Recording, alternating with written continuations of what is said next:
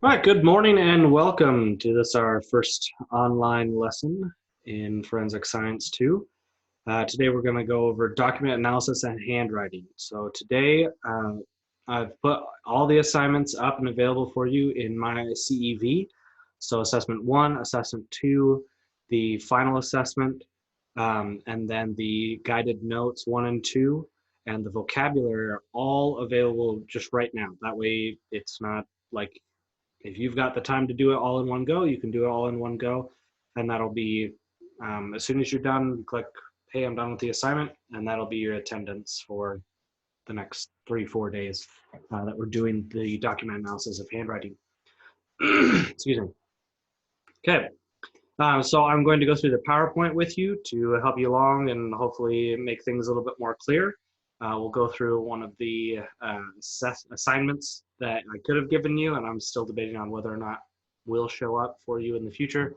Just make sure you're looking back at Google Classroom every day to check in for it. All right, so let's get started. Now, let's share the screen. Okay. And there we go. All right, so document analysis, handwriting. Okay, now we've done document analysis before, right? We did forgery and counterfeiting before, but right now we're going to look into the handwriting samples. Now, handwriting is when we've actually written it, not just like how somebody writes, like how they form their sentences. It's not syntax. It is how they actually write their letters. Okay, so our objectives in this course, this section, are to describe different types of examinations performed by a question document examiner in a forensics laboratory, to perform handwriting comparisons of an unknown sample with exemplars by analyzed characteristics, and to identify methods used for the evaluation of handwriting and document evidence. Okay, so this is split up into two different sections. We've got the characteristics of handwriting and then our analyzing our handwriting. Excuse me, goodness. All right, so characteristics of handwriting. Okay, so for document analysis, now we've talked about document analysis before. We've gone over it a couple times. Sorry, these things are in the way. It's conducted when the validity of question documents must be confirmed, right? So it's the same thing. That's just the definition of document analysis. It doesn't matter if it's for handwriting or forgery or counterfeiting or anything else. Okay, so a question document is any piece of work, written work, without confirmed authenticity or source. Basically, any work, any document that we need to know the source of it. Oh, come on. There we go. All right, so handwriting analysis is used to identify the source or authenticity of a handwritten or signed question document. Now, this is what we're going to go over in class is, is there a way to hide this? It's just right in the way. You guys can't see it, but I can see it, and it is annoying the crap out of me. All right. Sorry, it makes me look crazy. There's a pseudoscience called graphology. It's the practice of observing handwriting to determine someone's personality or mindset, and use of space of handwriting. So everyone's handwriting is unique, but there's no real empirical evidence. There's no like evidence to support the fact that it changes like that for your mood or anything like that. Like we do know that there are changes with mood and how fast you write it with your age, but there's no real test that's been done or scientific proof that we have that will be like, well, people that, draw their O's really round, like full moons, and people that, do long tails on their Y's, love vampires, that sort of crap. Like none of that has been proven or anything else. Right, evaluating personality based on someone's handwriting has nothing to do with the forensics practice of handwriting analysis. Basically, what we're going to be doing is looking at the shapes of the letters and can we determine if these two things were written by the same person, not does this person like long walks on the beach, or does this person is this person a morning person or, a night owl, that sort of thing. None of that crap. Okay. So it is based on the principle that handwriting is unique to each individual and difficult to copy or disguise convincingly. And I know some of you have talked about, okay, like, well, what if I, forge my parents' signature? Not that any one of you would ever do such a thing, but it is kind of difficult to do. And some of you may think that you've done really well at it because at first glance it may look, or to the untrained eye, it may look like they're exactly the same. But that's what we're going to go over here, as to why things are hard to produce, why it is difficult to try to convincingly copy somebody else's handwriting. Yeah, and then there's also the idea that, like, if I was to copy somebody's signature, the only way that you could prove that it wasn't that person's signature is if you had that person's signature, and you knew that you had actual evidence of that person's signature that you could compare it to, right? So if I don't have anything to compare it to, then I'd never be able to prove that it was a fake. So it can be broken down into 3 categories or characteristics. The first one is going to be line form, then letter form, and then formatting. Okay, so we talked about, what was that? Right, the graphology. Right, graphology is I can tell somebody's personality and unique characteristics, their mindset. Was this person angry writing this? Were they, relaxed? That's pseudoscience, but what the actual science is like we know that mood, age, speed, and like the writing utensils, what they're writing with, changes it. But that doesn't mean that we can tell if they're angry or if they're sad or something like that writing it. Okay.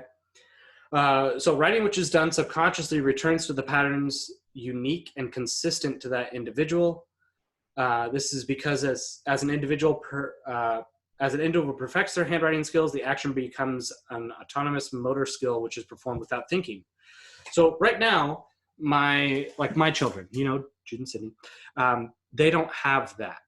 Their handwriting is unique every single time they write because they think about the letter every single time they write. They think about the letter or the number. Whatever they're writing, they have to think about it. They have to think, okay, an S makes this shape. I do this curve and this curve. A B, I do down and then around the tree twice, that sort of thing. But when you get to a certain point where it just becomes second nature, you can write, then writing becomes unique to you and it becomes very consistent. So when you're writing without thinking about it, you'll always do some of the same things. And that's what we're going to look at in this lecture. Okay. So as my children perfect their handwriting, as they get better and better, and as they learn, okay, this is an S. If I'm writing an S, I just do that. Then it will become more unique to them and more consistent over time. It may not look any better. It's not saying like, maybe their handwriting will just be bad for the rest of their lives, like mine. Okay. But when you're not thinking about it, you will do some of the same things whenever you're writing. Okay. So the first thing is line form. It represents the unique qualities of how each individual forms their lines. So it includes the line quality and pen pressure. Certain people have very thick because they're applying a lot of pressure. Some don't. It just depends on that. And then some will apply more pressure during certain strokes. So as I go down with my pen, the pressure increases or decreases. That will depend on the person and vice versa. Yep. So for the characteristics, I have the line quality. So it can be solid, shaky, or incomplete. So you got your 2 examples here. The first one, it's very solid. The second one's quite shaky or incomplete. Do I have gaps in my lines? That sort of thing. The thickness of the strokes, right? So this will be pen pressure. This first sample is applying more pressure than this next sample. This will also appear in not only the thickness of the line, but sort of the line quality in the sense of the person's going to probably have more pen pressure if they're solid lines rather than their shaky lines. as well as if it's incomplete, right? Oh, look, I can do that. If it's incomplete, ooh, that was bad. Let's just delete that. Okay, if it's incomplete, that probably means that the pen pressure isn't what it should be, okay, or very hard. Okay, right.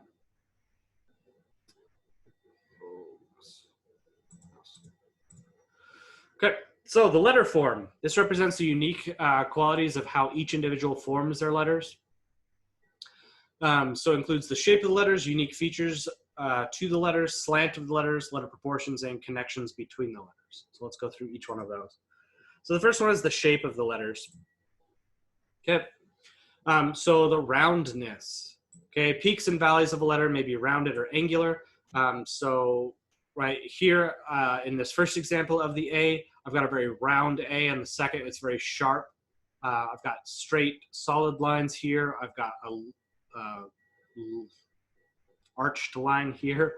Same with the W, right? You've seen that with loops, as well as, or curves, as well as sharp angular ones. Some people, that's just something that is unique to you. Okay, anybody can write with the curves and with the sharp letters. It's not like I can't copy that, but the point is that when we're talking about the handwriting analysis, it's handwriting that is what I'm not thinking about, subconscious handwriting. Okay, so when I'm just writing something down, I will always do it the same way. So for me, I write my W's very angular. Okay, same with A's. I do not have rounded letters. I have very angular letters. I can do rounded letters like here, but I had to think about this a lot because this is written backwards, which is one of the reasons why it looks so terrible. Okay, so continuity of the stroke. So some letters may be formed with one stroke or multiple strokes. So in these two B's, this first B is obviously written in just one stroke, right? I've got the downstroke and then it comes back up and continues on here. This B is written in two strokes, or at least two strokes. I've got the down and then the second part of it is written in a different stroke. Okay, so does this person, when they write their B, capital B, do they go down and then back up, or do they do it in two separate motions? Unintentional stroke. So this also kind of has to do with pen pressure a little bit. Somebody that is going to have a lot of pen pressure is going to have probably more unintentional pen strokes because it just means they're holding their pen closer to the paper. So strokes made with a pen, they're not fully lifted from the paper. So this is a T, right? And this is an unintentional stroke. This is an X, this is their unintentional stroke, the K with the unintentional stroke. You will notice that, I would suggest looking at your handwriting. Where do you have your unintentional strokes? For me, one of my unintentional strokes that I know of a lot is my A. So I'll write my A, and this is my unintentional stroke, right? So that may look backwards to some of you, even though it's just one letter. But so this right here, that's an unintentional stroke, right? Because this line, and this line make up the A. That is my unintentional stroke, and it's quite common. Some unintentional strokes are not necessarily unintentional, like where the pen was lifted up and it just kind of sort of made a mark. Like these examples, this is obviously the pen was tried to be lifted, but still dragged across the paper. But a lot of unintentional strokes are not necessarily unintentional. It's just that the writer doesn't care about making that because it's obvious that this is still an A. And so I don't even care about lifting my pen up. And that's how I write that. Okay. So strokes indicating letter formation. So any additional strokes, like any of those, right, the unintentional strokes that are going to determine the shape of how the letter was created. Okay, so in this first one, in the B's, right, it's B right here. Okay, just by the continuity of the strokes, I can tell how this was created, right? I go down, and then I go up and across.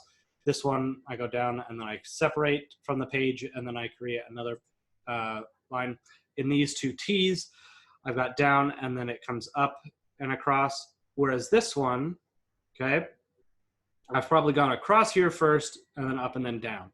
because I can tell that this is just one pen stroke, and it is unlikely that the person would go up and then across, especially due to the tailing of this, okay?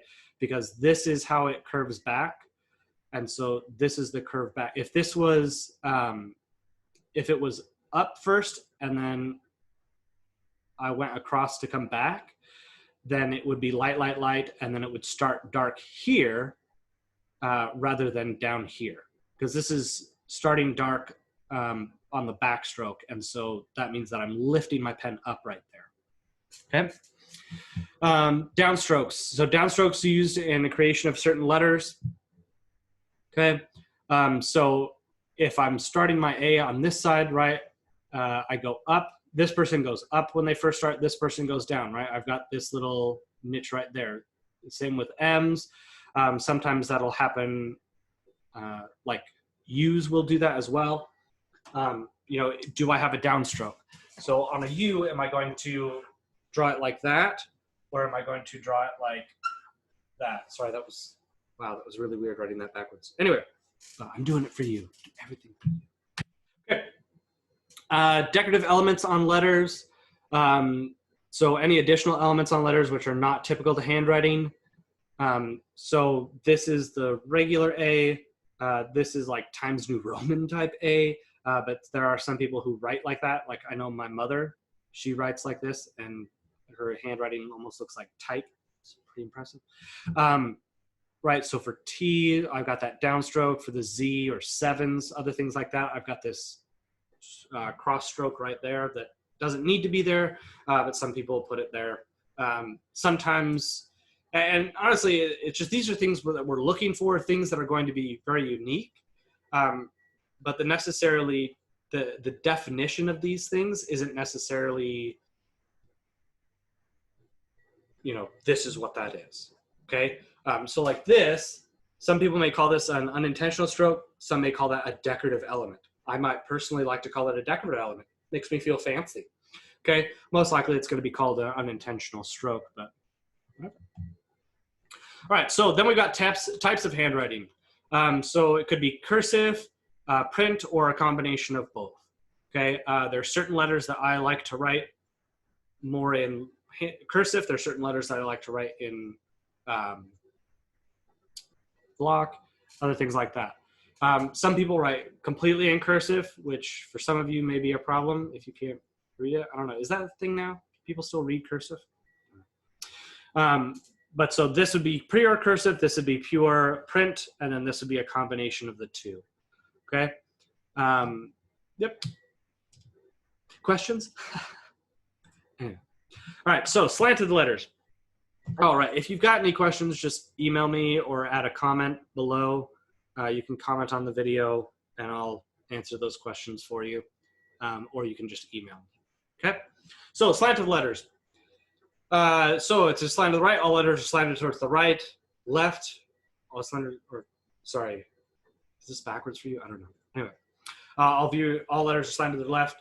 Variable, this means that the person's crazy. I'm just kidding, you can't tell that from it, but it makes them look crazy if the certain letters may slant towards the left or the right. And then neutral would be there's no slant at all. All the letters are pretty much straight up and down. Now, for the slant of the letters, it may indicate which hand the writer is using. It's not a hard and fast rule, but generally right-handed writers have a slant to the right, left-handed writers have a slant to the left. It's just because of how we write. But this is not always the case. It's not a trend that's super reliable because some people just hold their papers differently. I know one of my friends, he, instead of holding his paper straight up and down, he holds it completely sideways. So it's at a full 90-degree angles and he writes up, okay? And so that's going to affect his slant, right? And so that can also affect the slant, especially since left-handers nowadays they're taught like to write without that slant, or tried to at least, okay? All right, so letter proportions. The first one is going to be roundness. So round letters may appear flatter or more round. So these are examples. So this is blood, right? Because no crypts here.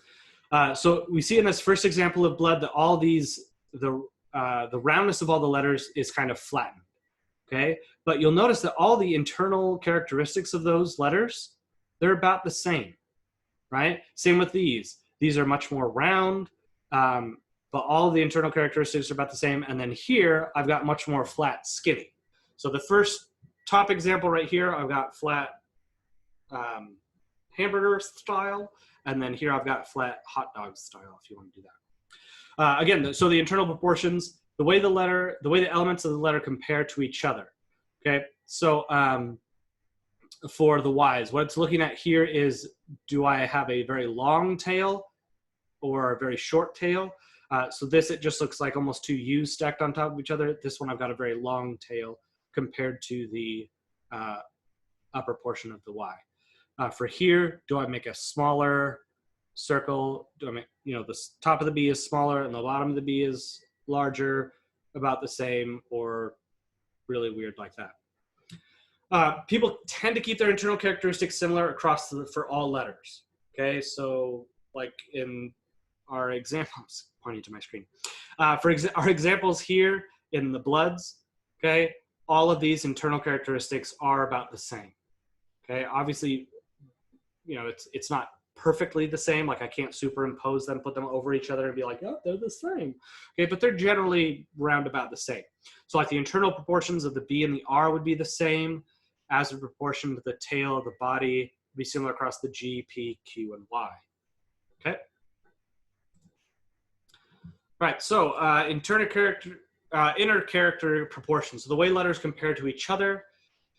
So do I make my capital letters a lot bigger than my lowercase letters? Are my tall letters or long letters, are they exceptionally long, or they are short? Right, so here I've got a very large, in this first sample, I've got a very large capital letter and a very long L. In this next one, I've got a somewhat larger capital letter. It's very easy to tell that's a capital letter, but my L is much shorter. And then here, the capital, you can almost not tell which one's the capital letter. Okay, you can almost not tell that is a capital S. Okay. Excuse me, formatting. So this represents how the space on the paper is used. Okay, so spacing between the letters, spacing between the words, how words are placed on lines on the page, and the use of the margins.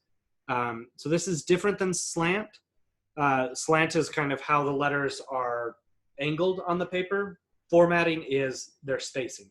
Okay, so do I have a lot of space in between my letters? Do I have a little space in between my letters? Do I have a lot of space between my words? That sort of thing. And then, does this person write all the way to the edge of the margins? Okay, so sometimes it's pretty easy. Like when I get handwritten papers back from you, I've started to notice some trends for some of you, like, okay, this person needs to write all the way from margin to margin. Or this person doesn't even like to get close to that other margin. Like we'll move on to the next line when they've got, plenty of room.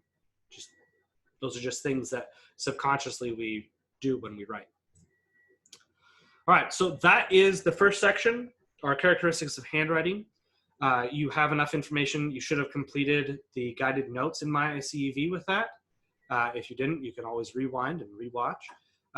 And then you have enough information now to take assessment 1. So if you want to pause the video, take a note of what time you're at. If you're like, hey, I'm just going to do this for today, break it up so I can just don't have to do everything at once. That's totally fine. Pause the video now and then go take assessment 1. Make sure you've done the guided notes, the student notes for section 1. And yeah.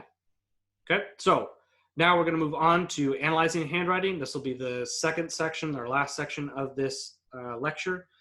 Your analyzing handwriting will be over assessment. So this will cover assessment 2 and your guided notes. So student notes number 2 in my ICEV.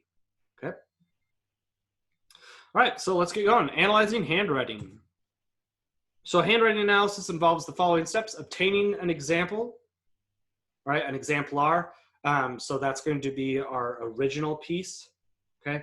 Comparing question document with the exemplar and reaching conclusions. So if I've got a check that was written, that it's like a check from Bill Gates, I'm going to want to check to see if that's real or not, a forgery. So I'm going to take that check, but I need a actual signature from Bill Gates, right? So I need him to actually do his signature, and then I can take that and look at the question document. Okay, is this, so I can compare the two signatures, compare the two handwritings to see if it is a forgery or fraudulent. Right? Okay. So exemplars are examples of a suspect's handwriting, can be obtained in two ways. I can request a specimen, or I can not request the specimen. Okay. Should be pretty straightforward. I can either ask them for one, hey, can you write something down for me? Or I can just take something that I know they've already written on. Okay. So if I request specimen is obtained by asking a person to provide a sample of handwriting, typically the individual will be asked to write a passage. The content of the passage is determined by the question document's contents, but aims to get a significant amount of text, which is similar to the content of the question document. Okay, so I'm going to want to, if I've got a ransom note that's in handwriting, I'm going to want this person to write a sample paragraph, and I'm going to want it to contain some of the elements that are going to be within the ransom note. Now, a suspect is probably going to attempt to disguise his or her handwriting, especially if I'm guilty, right? If I wrote that ransom note and I'm just like, oh, gee, they probably found that note. That's probably what they're looking for. I may try to, alter my handwriting so that, haha, I've got one over on the cops. So when obtaining a request specimen, it's important to attempt to distract the suspect so they will write as subconsciously as possible. Okay, so have something else playing in the background, have something talking to them while they're writing, that sort of thing. Something that will distract them. Also, not making them write the exact thing that they wrote. Okay, so if they wrote, hey, give me $1,000 or you'll never see your puppy alive again, don't have them write, hey, give me $1,000, because then they're just like, hey, that's what I wrote. Maybe I should change up the handwriting a little bit. Okay. All right. So in a non-request specimen, so if an exemplar collected from previous writings which a suspect has done, so like a grocery list, letters, notes, anything like that. So if I can prove that that person had written this document, then I can use that as an exemplar. Those are obviously, the non-request specimen is going to be a better example, because if I've got somebody in a interrogation room just like, hey, write down this paragraph, they're probably going to disguise their handwriting, especially if they're guilty. Okay. So must be known to have been written by the suspect. Obviously, I have to know that that was written by the suspect. If there's any possibility it's written by someone else, then I can't use that in court. It's not going to be good evidence. Okay. So non-request specimens are more likely to be better examples of a suspect's natural handwriting, because obviously they were doing it when they didn't think that cops would be looking at it. However, there's no control over the content, so it may not include the right characters or writing necessary for adequate comparison of the question document, right? If the question document doesn't have a lot of the same letters that the example document has, then even if I know that these two things, if I know this was written by our suspect, may not be able to compare the two very well, just because I don't have enough comparison letters. Okay. So handwriting comparison must consider the following things. So quality of the samples, both the question document and an exemplar must have enough content to ensure a match can be made. If I've only got one sentence each, that's not enough, probably. Okay, unless it's like really unique handwriting. But even then, you're going to want a good size amount from both the example and the exemplar, the question document and the exemplar. Okay.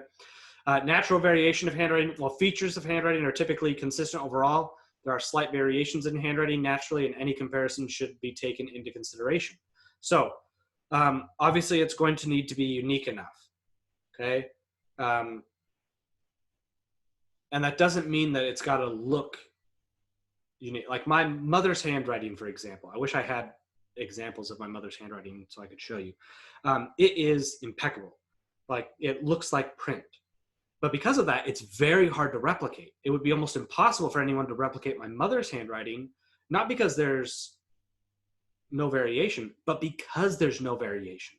Because every single letter looks exactly the same. Every single zero, every single O is exactly the same. her handwriting is really, really great for that. And so it makes it so that it's almost impossible to replicate, even though there's not a whole lot of unique characteristics in the sense of like, oh, dragging lines or unintentional lines or other things like that. But because it looks so much like type, it is so unique because everything is very, very consistent. So we want that consistency within our document. Okay. So steps for handwriting comparison. So include take note of all unique characteristics of the question, documents, line form, letter form, and formatting. So those three things that we talked about, right? Line form, letter form, and formatting. I want to go through that question document and make note of every single thing I can find, okay?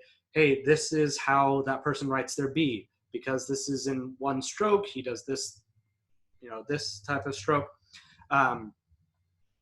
Because it's written this way, this is how this person does their Ys or tails or other things like that. Take note of all unique characteristics of the exemplars document, line form, letter form, and formatting. So then I want to do the same thing with the exemplar, and then I'm going to compare the two, okay? So are the interior characteristics the same?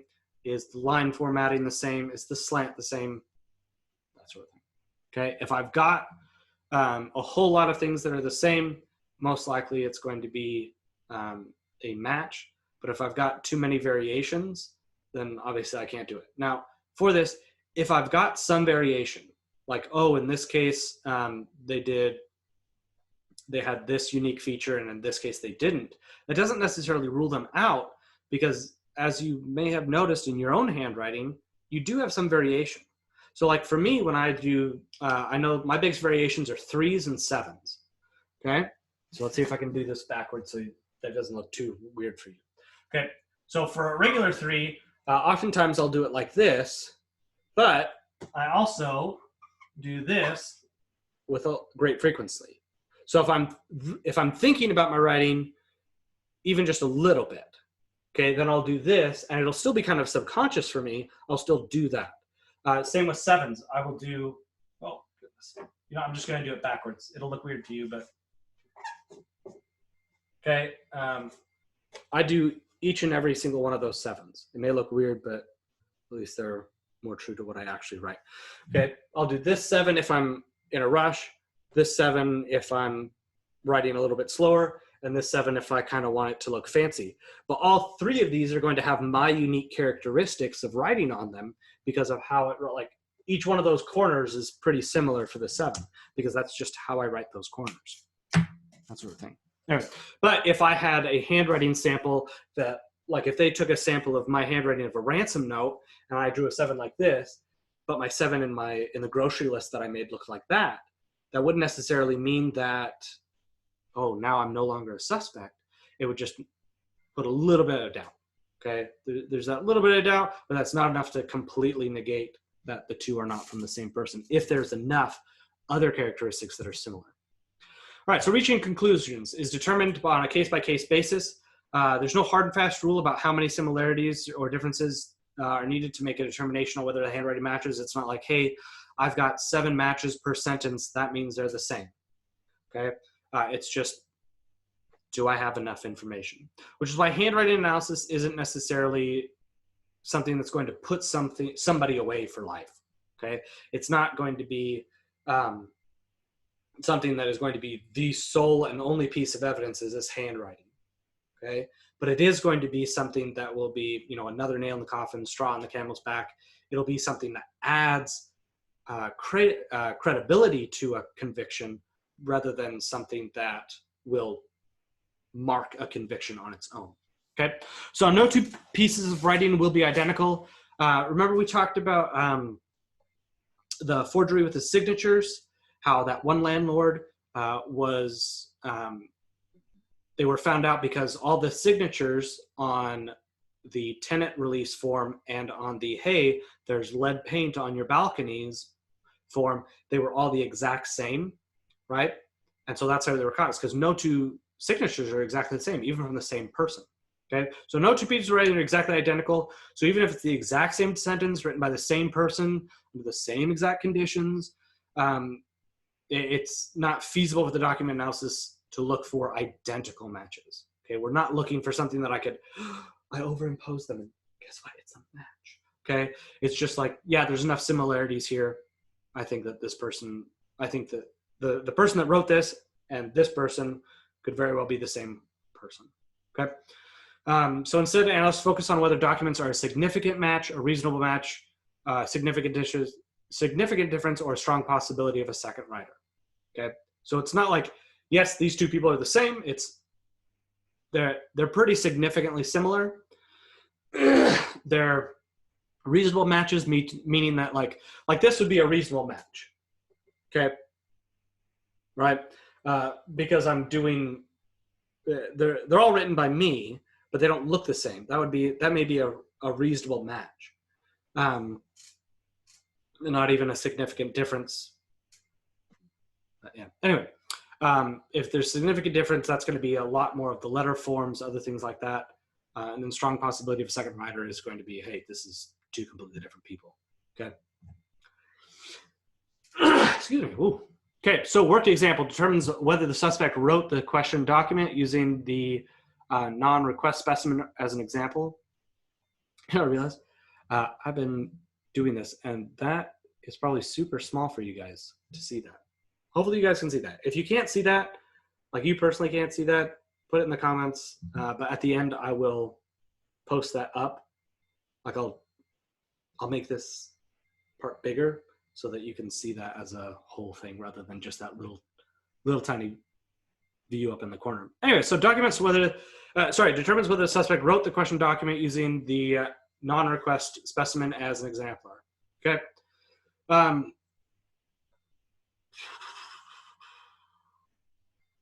Sorry. Yeah. Okay, so here we've got the question document, and now I've got the exemplar. So let's say the question document is, I quickly explained that many big jobs involve a few hazards, right? This is my boss writing something to somebody. And then, so I have this person write, the quick brown fox jumped over the lazy dog. If you haven't heard that sentence before, it's a really popular sentence just because it contains every single letter in the English language, right? So all 26 letters are contained within that. Right? I've got my Q, I've got my X, my Z, everything's in there, okay? And so here I'm able to look, because I've got this, it's something really simple to easy to write. It doesn't have anything to do with, I quickly explained how many big jobs involved, a few hazards, but I'm able to get a lot of information out of that. Okay, so I begin by analyzing the unique line form characteristics of the question document. So I'm looking at this question document. I quickly explained that many big jobs involve a few hazards. Lines are solid, fairly straight. I mean, they're not super straight, they're a little shaky. Here on this, right, I notice the pen pressure is slightly heavier on downstrokes than upstrokes. Okay, so here I've got it goes from thin to thick and then thick to thin. Okay, which means that as this person is going down on the page, their pressure will increase, and as they go up, the pressure decreases. Okay, this most likely means that the person is writing kind of over like this, meaning that their pen is kind of down, or up, rather, sorry. Yeah, anyway. So it begins by analyzing the unique letter form characterized as the question document, right? So now I've got a mix of cursive and print letters. Okay, so I've got some cursive right here. I've obviously got some print. You'll also notice that even in the same example, so this Y, okay?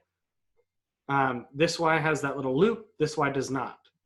Does that mean that these two letters were written by two different people? No, that's how that person writes. Sometimes they do the loop, sometimes they don't. You probably have things like that in your own writing, okay? Things like the D is made in one continuous stroke. I've got connected letters. This person does rounded letters rather than angular, okay? Writing does not stay on an even line between words and within words, right? So I don't know if this is lined paper or not. Most likely it's not lined paper, but I can tell that this person doesn't have a good idea of that because there's some up and down of that. The spacing between the words is fairly consistent at a single character width between the words. So right, I could put one letter in there, but I could not put two. This one's a little bit larger, but still just about one, especially with that tail. One letter, one letter. Okay, so most of these are pretty consistent. Okay. So now I'll analyze the unique line form. So this was line form, letter form, and then formatting. And now I'm doing line form of the exemplar document. So lines are solid, fairly straight. Pen pressure is consistently heavy through the entire sample, though. Okay. The X has unintentional pen strokes. Okay. Letters are connected, and I've got a very unique Z over here. That's the letter form. And then for my formatting, writing does not stay in an even line between words and within words, and the spacing between words is fairly consistent, single letter. Okay, character width. Okay, so similarities between both is my next thing. Okay, so for my exemplar on my question document, I noticed that the T and the H, when I got a TH formation, that I do it the same, right? They are connected. I've got a downward sloping line for my cross T, and it comes up to connect to my H. For the formation of the X, I've got unintentional pen strokes right here. Now, you'll notice that in the question document, I've got another unintentional line mark here that I don't have in this one. The reason that this is an unintentional line mark, and I'm okay with that being an unintentional line mark, is because this unintentional line mark in the question document, the one at the bottom of the X here, is an unintentional line mark because it's moving on to write the P, the next letter. This doesn't have one of those because the X is the last letter in that word. Okay. Generally, when somebody is writing, their hand picks up more in between words than it does in between letters. And so I will have an unintentional pen stroke on this X that I wouldn't have on this one, and that's totally fine because this is going to write the next letter, whereas this one has finished a word, and so the pen has come up rather than dragged across. Okay. For the B formation, it's in one stroke. I go down and then loop it all the way around, and it connects into the next letter. Okay. And then the Z formation, this is a really unique Z. And I've got it comes up, it's almost like a figure 8 in the sense that it comes up and loops around and connects to the next letter. Okay. So then if I was doing this in class, we'd go through some other similarities you'd see. Obviously one of the, and then we'd go into differences. Okay. So in the differences is the P proportions. Okay. So in this one, I've got a big round P here, and I've got more of a flattened P here. The Y inconsistencies, but this is like Y inconsistencies throughout. So even though this Y is kind of similar to this Y is not. So it just makes it so that this is kind of a unique thing. I'm going to write it down as a difference, but it's not going to be something that is going to persuade me that they're different people, that different people wrote it. Okay. This QU formation, however, though, this one is a pretty big one. Okay, because Q is almost always followed by a U, right? Q almost never is followed by anything other than a U. And so a QU formation is actually really unique to every individual.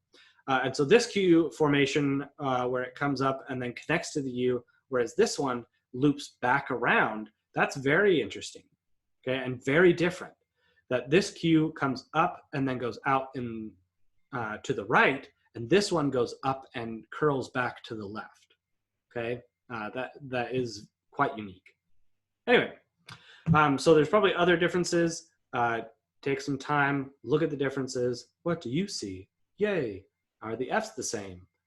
E's, how does that look? Okay, right, so this E, how is this E and this E different? Is that E and this E, how are those the same? That sort of thing. Okay. Okay, so ultimately the two documents are determined to be a significant match, highly likely to have come from the same writer. There's a lot of similarities over the course. So even though, like, hey, the example document has thick lines throughout, whereas the question document didn't, there's a big difference in the QU formation, other things like that. we're still going to say that it's a significant match just because there's so many similarities between that. And even by looking at these two, this is one of those where if it's a significant match, you should be able to tell just by looking at it, like, okay, yeah, this looks pretty similar. Let's look at the nitty gritty. Okay. Also, something else to take into consideration when saying that this is a significant match is that the quick brown fox jumped over the lazy dog is obviously something that we have asked that person to write. So this is a requested sample, not a non-request sample. This person didn't just didn't just write the quick brown fox jumped over the lazy dog, and then we found it. Okay, this person was asked to write this, and so the likelihood that they were trying to change their handwriting is pretty high. And so even with those differences kind of mean less when I've got a requested thing, because the way I write my QU and some other things are more conscious, whereas the line spacing, my interior characteristics of the B's and O's and other things like that, those are going to be much more subconscious. And so even if somebody is trying to change their handwriting, that's going to be something that they're probably not going to change just because they're unaware that that is something that they should change. Okay, so that was it. We're on to our resources and acknowledgements. One thing that I do want to show you is this. This is the find the match. So this would, if we were in class, in person, I would have printed these off for you, but we're not. So I'm just going to go through it. I was going to see about doing this as a Google Classroom assignment so that you could put it in, but it just would have been a really big hassle, and I don't think that it would have been as fun for you to do. So I'm just going to kind of go over it. Basically, it's kind of like a lab sort of thing. You're pretending to be a document analyst. The police investigators brought you a ransom note and requested specimens from 5 different suspects. And so you need to make a match. And so this would be you would write down a characteristic here, then you'd write down suspect 1, 2, 3, 4, or 5. So the characteristics would be from the question document, right? So, from the question document, and then the suspect 1, 2, 3, 4, and 5 are going to be your exemplars from each one of your suspects. Okay, so the first thing is, this is your ransom note. I took your phone because you left it on the bench. Wow, you take a lot of really bad selfies. If you do not want them posted online for everyone to see, bring $150 tomorrow. Ha ha ha ha ha. Okay, so obviously this is high stakes ransom, right? We're working with Richie Rich and national security right here, obviously.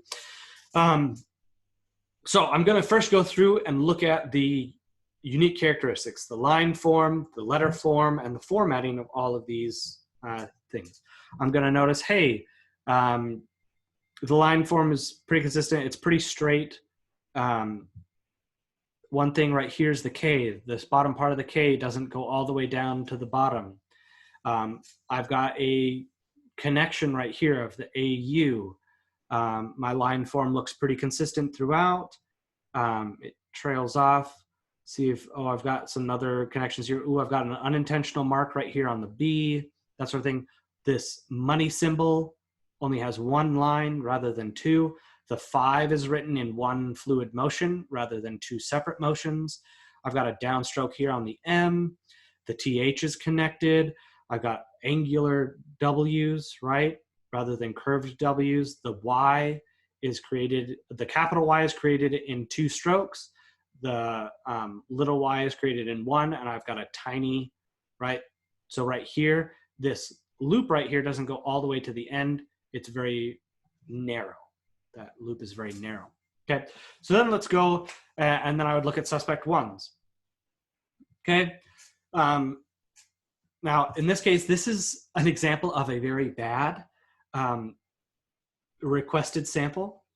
Because it is word for word exactly what was written on the ransom note. So if I wrote the ransom note, gee, they've given me this, oh, well, why don't you just write this sample sentence down? I'm going to be like, hey, gee, this is exactly what I wrote. to Alondra because I found her phone, like to ransom her. They're probably looking for me. I'm going to change my handwriting a little bit. Okay, so this is the example of a very bad example of a requested specimen, but we'll work with what we got. It makes it easier for the lab. Okay, so in this case, I'll notice that the I, capital I, is created in 3 different strokes. Even when it's in this, the middle like this, it's in 3 separate strokes. Whereas for my ransom note, it was just 1, right? My capital I is just 1 downstroke, almost like a cap or like a lowercase l. Okay, so that's really unique. Here I've got very wide, rounded internal spaces. I've got a really unique F right there. And the F is at the beginning of the word. You'll notice that the F's at the end of the word or in the middle of the word don't have that, but that's not necessarily like this person was trying to do something weird. Sometimes you write letters differently when they start words versus when they end words, or if they're in the middle of a word, or if they're by themselves. Okay. So like I know for me, I write in all capitals, but when I write a capital I by itself, I do it in 3 strokes. When I write a capital I in the middle of a word, I only use 1 stroke. Okay, but that I'm really consistent on that. And so that would be like a unique characteristic for me. You also notice that the K goes all the way to the end. They have a very unique and decorative A. This person does not. Okay, and so likely I'm going to find a lot of differences in my suspect 1 versus my quarter, and so I'm going to say no, it's not suspect 1. Suspect 2. Okay, now here I've got just 1 stroke for capital I. I've got angular W's. I do have 1 line here for my money symbol. I've got 2 strokes here, but I'll notice here for the Y on my lowercase y that it doesn't come up at the end. This one does, and it actually does look kind of similar. This Y is weird. Pretty much every single Y here looks really different, but in my example, the Y's were pretty consistent. Oh, well, I guess when they're in the middle of a word. So when they start a word, it makes 2 lines, but in the middle of a word or at the end of the word, I get the more curved loopy Y. Here in suspect 2, it's at the beginning of the word, like all lowercase y's are looped rather than 2. I don't know if I'd say that, hey, this is definitely written by 2 different people, just because like there are some significant differences. Spacing is definitely big. There's definitely a significant space in between the selfies and if and some other spacing. So I'm not going to say that I rule this one out right away, but I don't know. Okay. Also taking into consideration that this is a requested sample, and so the person could have altered it that way.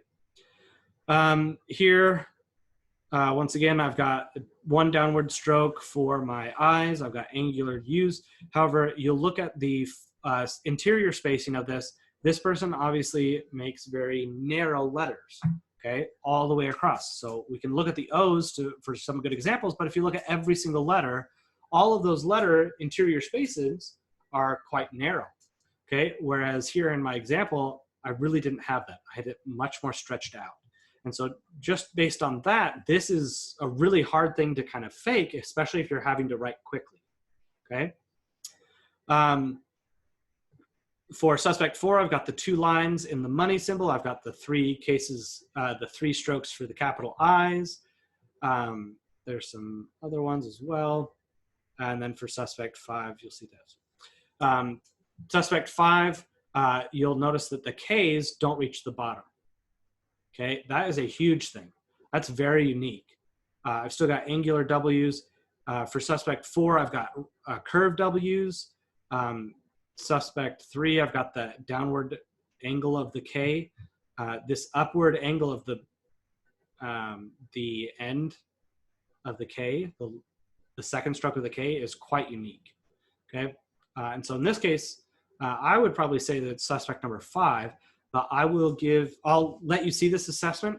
I'll make it so that you can see it in my ICEV, so that you can look through this yourself if you want to, and you can see, hey, which suspect is it? Is it suspect 1, 2, 3, 4, or 5?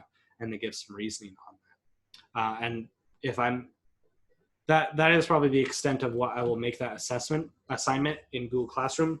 I'll just post this, and then I'll say, okay, who do you think it was? Do you see it was suspect 1, 2, 3, or 4, or 5? And give, I don't know, 3 examples of why. Okay. That is document analysis handwriting. I am going to stop sharing the screen so that you can see this. In case you were wondering throughout this on what I was talking about, right? So this is the way I make my 3s, my A's, like these are 2 different ways that you use 7s, that sort of thing. Yeah, please comment below if you have any questions, and I will answer those questions as soon as I can. Everything is open and available for you in my ICEV, okay? So you need to do 6 things, okay? There's 6 things for you to do, okay? The first is your student notes, okay? So first and second student notes off of the PowerPoint. The PowerPoint is available for you in my ICEV as well, so you don't have to watch this video again if you don't want to. The third thing is vocabulary.